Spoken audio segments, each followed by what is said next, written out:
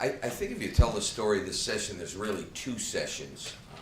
We had a 5-month session as prescribed by the Constitution, and you could divide this session into 3 months and then 2 months. The first 3 months, as I think all of you are aware, we as a legislature were consumed with Sandy Hook, Newtown, and most particularly the gun debate.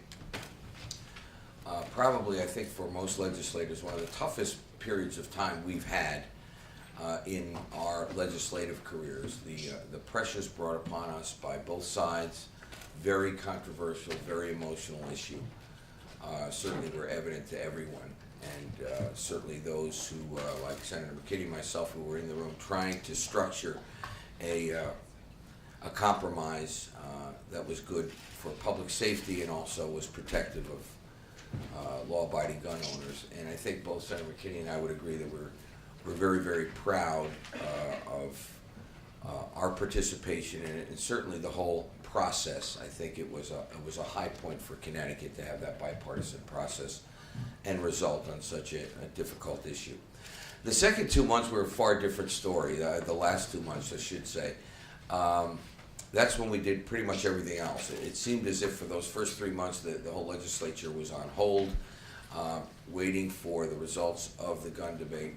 And then after that, we had to cram everything else into 2 months. And that tells a very different story. In fact, almost polar opposites. It was not done in a bipartisan way, certainly not the biggest item to be done, and that being the budget. It was as if we turned on a dime. Negotiations started going forth, and all of a sudden for Senator McKinney and myself and our caucuses, that door was locked, and we were not allowed in or even consulted with regard to what was going on in the budget. And I think the budget tells a story, and unfortunately, as I said when we brought out the budget, not a very good story for the state of Connecticut. It sets us in the wrong direction. It had no structural cuts, only spending increases, almost 10%. If you take away the new math that the Democrats put in, almost 10% over 2 years. Extended taxes, in my opinion, allows a new tax, or certainly an increased tax on the gross receipts tax, and that they did nothing to stop that, despite our caucus's best efforts. Delayed payments of over $400 million in debt. Increasing an interest bill, borrowed $750 million for day-to-day operating expenses, swept money out of the transportation fund and other energy funds.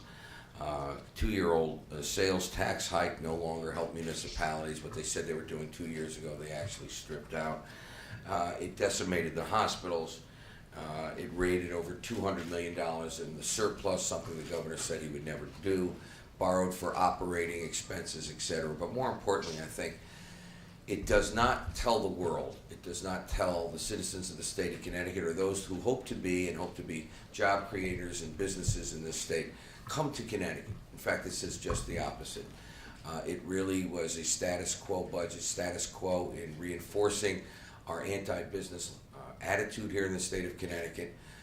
It is something I think that guarantees slow economic growth, slow, if any, job growth, and certainly, in my opinion, guarantees taxes in the next biennium, tax increases in the next biennium.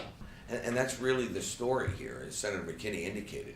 On the one hand, they say and do one thing, and in the next breath, in order to survive and balance a budget and get by the next day, they do another. And they try to sell it by the good points and try to hide the negative effects that it has. But I think when you read, as Senator McKinney alluded to, that we have the worst economy and worst economic growth in the nation, the results speak for themselves.